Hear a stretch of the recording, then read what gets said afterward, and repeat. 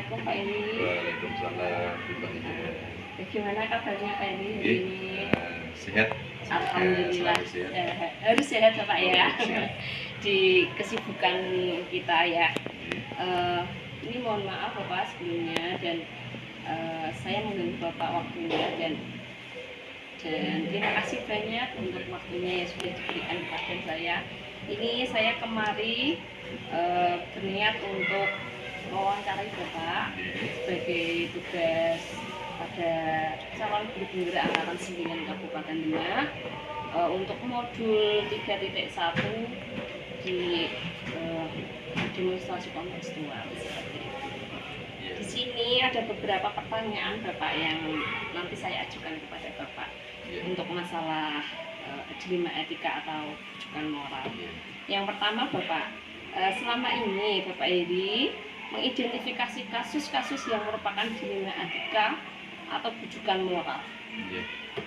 Terima kasih Bu atas pertanyaannya. Sebagai kepala sekolah memang kita terkadang itu menemui masalah itu kita harus identifikasi masalah itu pertentangannya itu antara kondisi salah dengan salah, salah dengan benar atau benar dengan benar.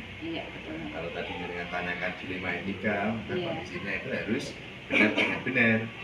Kalau benar salah pilihannya jelas benar. Itu kan. Kalau dilema etika tentu harus kita pahami lebih dulu terkait untuk bagaimana kita menyikapi itu. Mengidentifikasi tadi ya.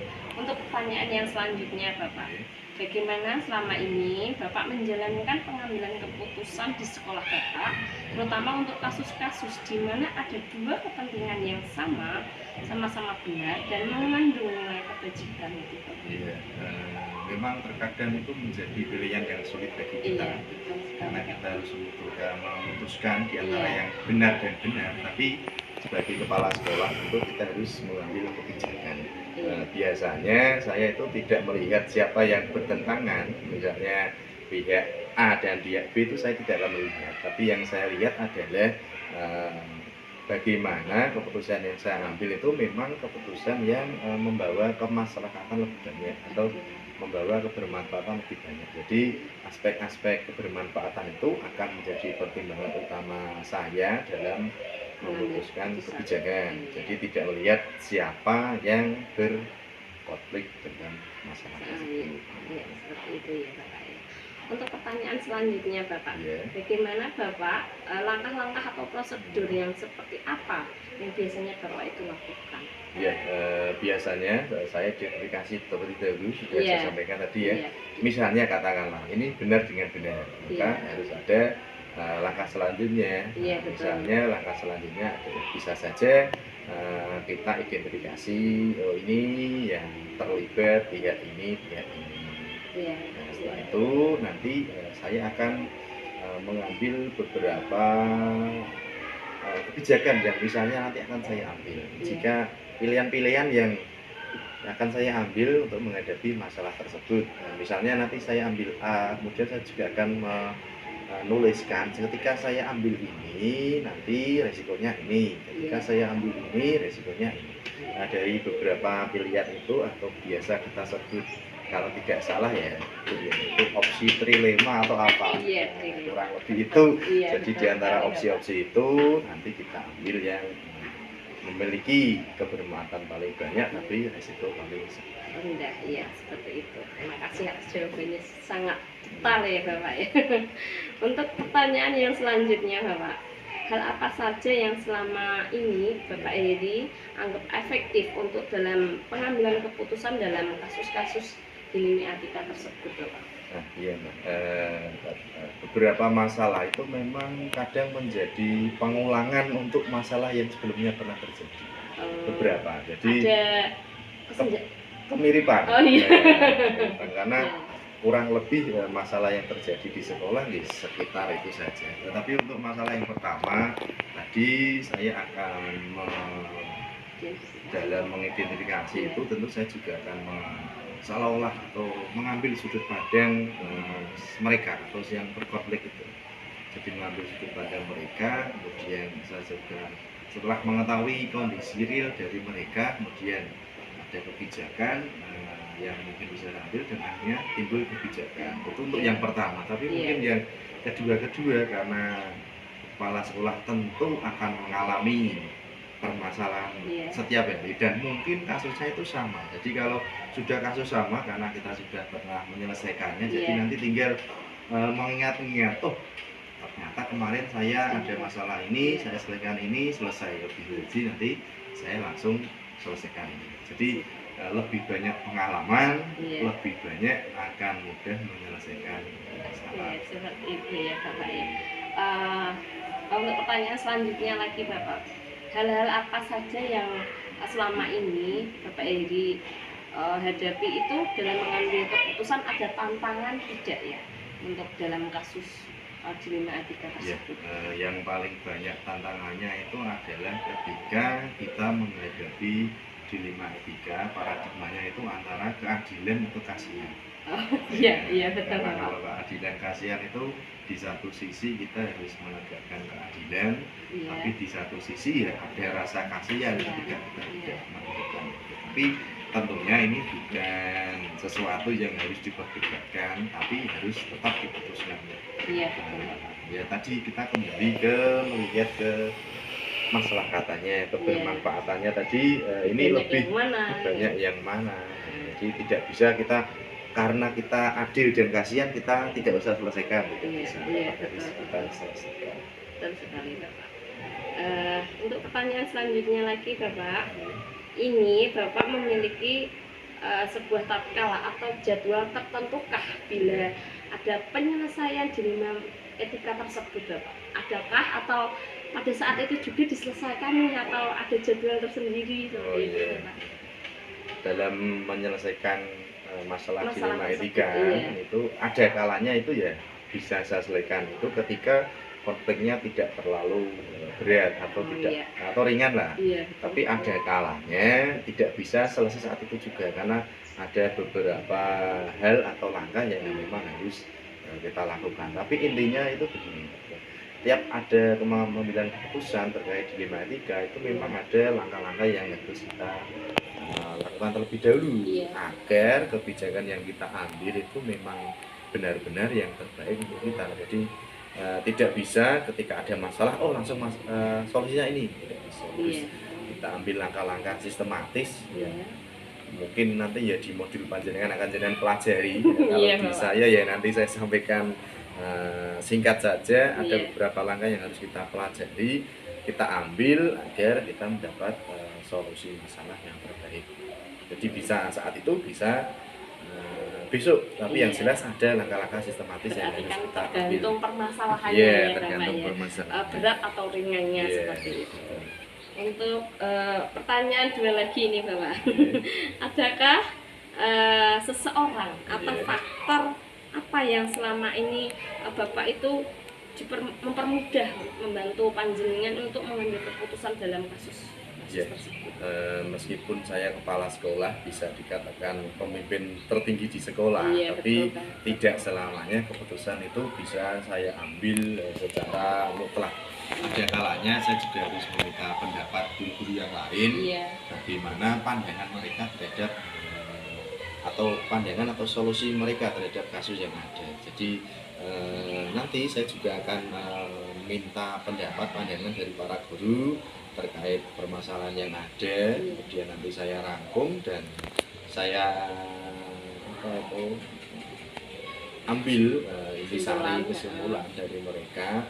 Bisa saja menurut saya benar, tapi menurut mereka kurang benar. Jadi harus banyak buah pikir yang harus kita pertimbangkan terkait masalah. Pertimbangan yang lain, pertimbangan orang lain. Pertanyaan terakhir ini Bapak, pertanyaan pamungkas dari semua Bapak yang telah sampaikan tadi, pembelajaran Pak Heri itu apa yang dapat kita petik buat pengalaman kita pribadi untuk keputusan dilema tersebut? Dilema etika mau tidak mau suatu saat pasti akan kita alami. Tergantung kemudian bagaimana kita harus mengambil keputusan yang tepat untuk menghadapi dilema etika ini. Iya. Tentunya ada langkah-langkah sistematis yang harus kita laksanakan sehingga keputusan yang kita ambil nanti benar-benar keputusan yang terbaik dan membawa kebermanfaatan bagi semua pihak. Jadi ya kita harus benar-benar paham bagaimana menyelesaikan dilema etika dengan baik seperti itu. Terima kasih banyak ini Bapak untuk jawabannya sangat lengkap ya Bapak ya. Semoga bisa membawa pemahaman mungkin untuk saya juga, buat saya dan juga buat Pak. Terima kasih banyak Bapak. Ini sudah ada gambaran lebih mendetail tentang dilema kasus seperti ini, karena kemarin memang kita belum begitu masih yang belum menekankan, jadi ya ini lebih bermanfaat bagi kita semuanya.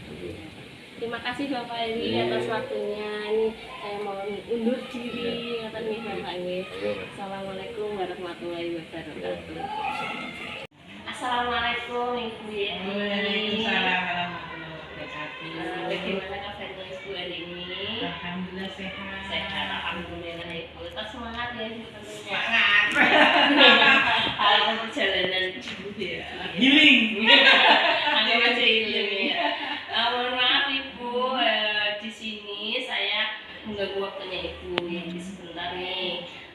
Di sini saya tahun guru penggerak tahun 9 dari Kabupaten Bima itu ada tugas Ibu.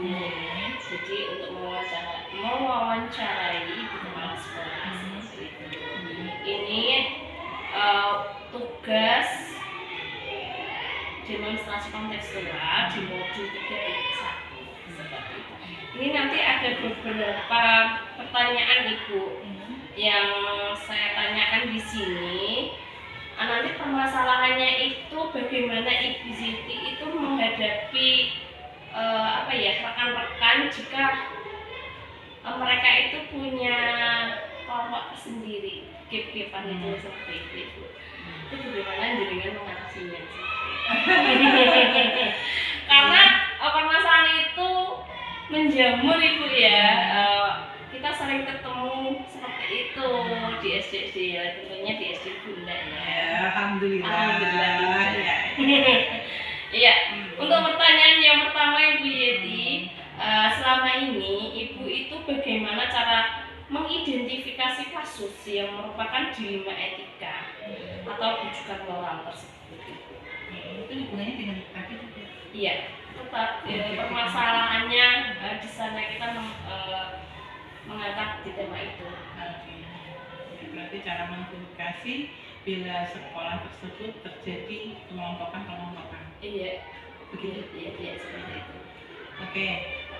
Kalau saya ditanya itu untuk menceritakan SD tempat saya sendiri itu alhamdulillah tidak ada. Alhamdulillah. Semua kan keluarga. Apalagi kalau istirahat ketemu kumpul menguyuh bian kan begitu. Di SD itu kan hanya berapa personal sih? Paling banyak ya 10-12 kan. Iya. Bila terjadi gap kan kok yang ngerti kan begitu ya. Biasanya pengelompokan itu terjadi di sekolah yang dalam arti mungkin sekolah tersebut paralel. Iya. 3 kelas, 18 kelas, gurunya sampai 30 kan begitu ya. Nah kalau menurut saya ini bukan berdasarkan pengalaman, tapi menurut saya bila terjadi seperti itu, selaku seorang pemimpin atau yang dituakan kan itu kita itu tadi identifikasi dulu. Iya. Kenapa kok terjadi pengelompokan seperti itu? Ya, itu kenapa? Cari akar masalah. Iya, sampai seperti itu. Bila bisa kan kita satukan mereka. Nah, setidaknya kita kalau saya mencari identifikasi itu paling tidak kan kelompok A, kelompok B semisal, kan? Kita tidak kelompok itu paling tidak kan kita tanya dulu. Kenapa sih? Kok nggak mau gabung sama? Kenapa nggak gabung? Cari dulu nih ya kan permasalahannya kenapa ini gitu ya.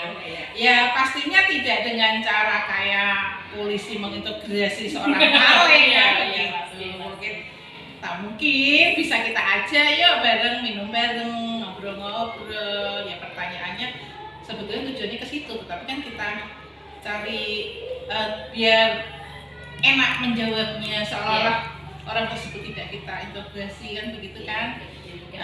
Nanti kalau sudah di antara dua ini kita satu-satu dari kelompok A kok begini, kelompok B begini kan, itu kita bisa menyimpulkan. Mungkin bisa jadi ya, bisa jadi itu terjadi karena terjadi miss, ya kan, terjadi salah paham kan begitu, atau itu sebetulnya bukanlah suatu masalah tapi dimasalahkan kan bisa.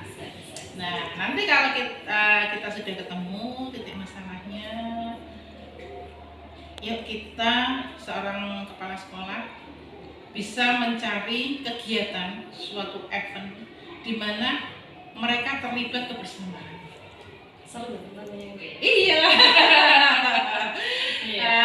Kegiatan bareng. Sering-sering kita mengadakan, ya tidak beda lah seorang guru kalau menghadapi murid kayak kok dijauhi kenapa kan begitu kan.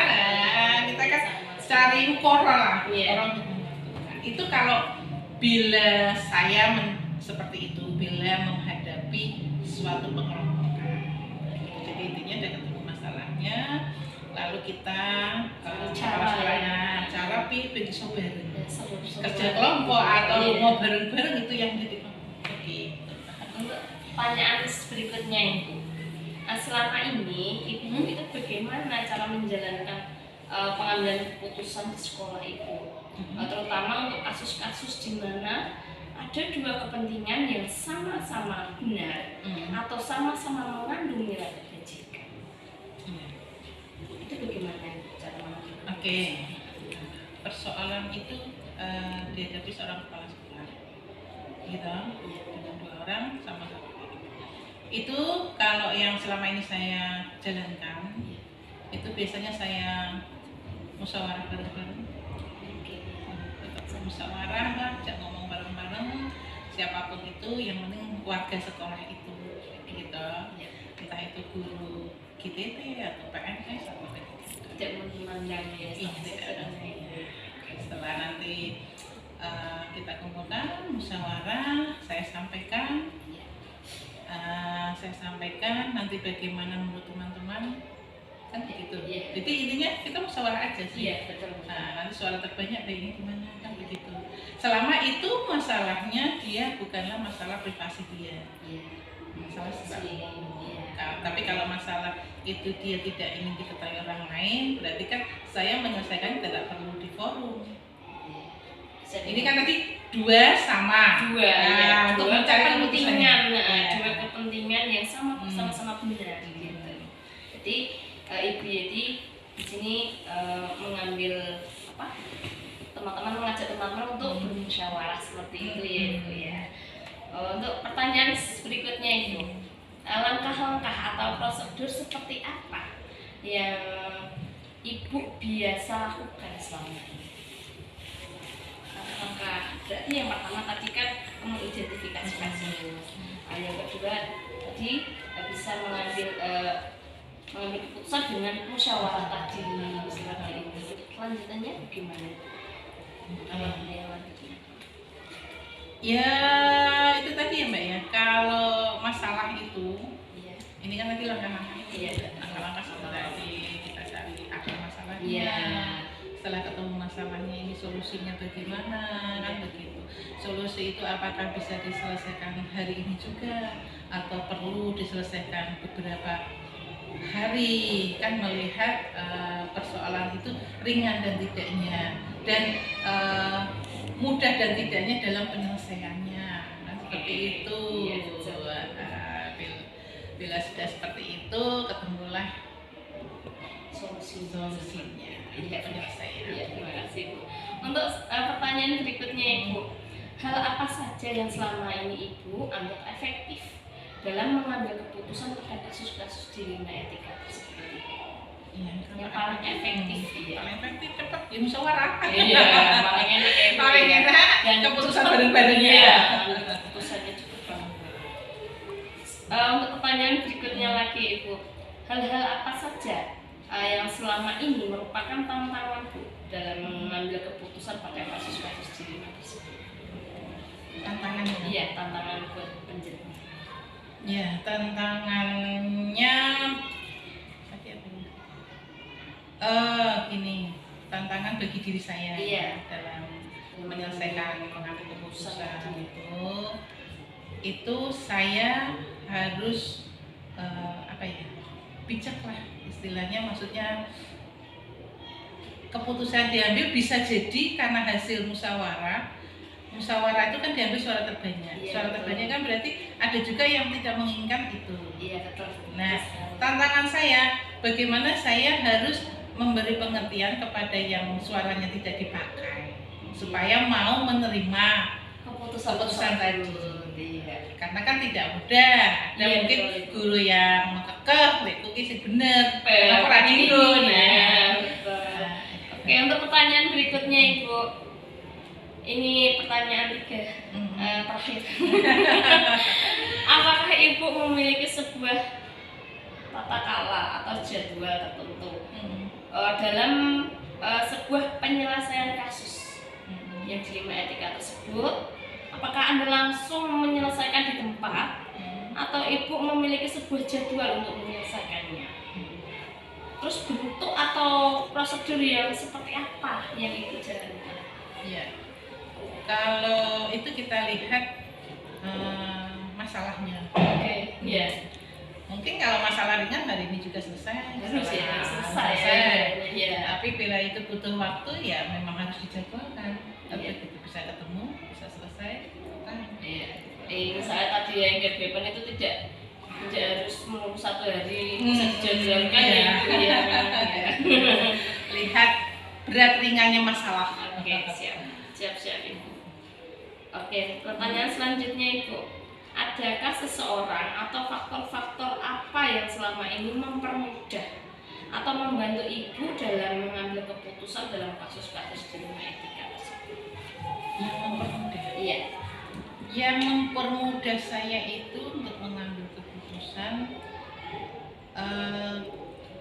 karena saya tidak mau kerja sendiri. Iya.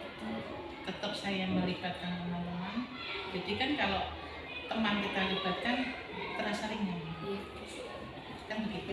Kita sama di sini. Ya, itu. Iya. Jadi kalau penyelesaian masalah itu sekiranya yang mempunyai masalah bukanlah privasi itu tadi, ya selesaikan bareng-bareng.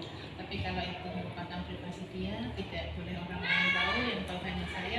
Oke, saya selesaikan sendiri. Begitu ada orang yang tertutup nggak mau. Iya, memang ada seperti Ya, itu. kalau saya sendiri, ya namanya privasi, selama dia masalah dia tidak mengganggu pekerjaan dia, saya no problem. Berarti dia bisa membagi waktu.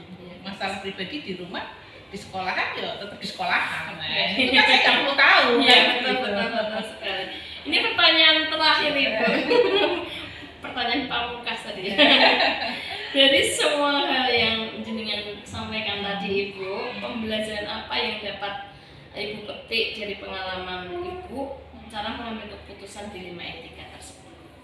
Ya, untuk diambil kesimpulan intinya kita sebagai di sekolahan yang dituakan, yang kita itu kan sebetulnya juga guru, cuma mendapat tugas tambahan sebagai kepala sekolah. Ya, jadi pada dasarnya apapun yang terjadi bila itu berhubungan dengan sekolahan, itu kita harus bisa merangkul guru-guru, orang tua, komite, kita rangkul semua sehingga memudahkan kita dalam menyelesaikan suatu persoalan.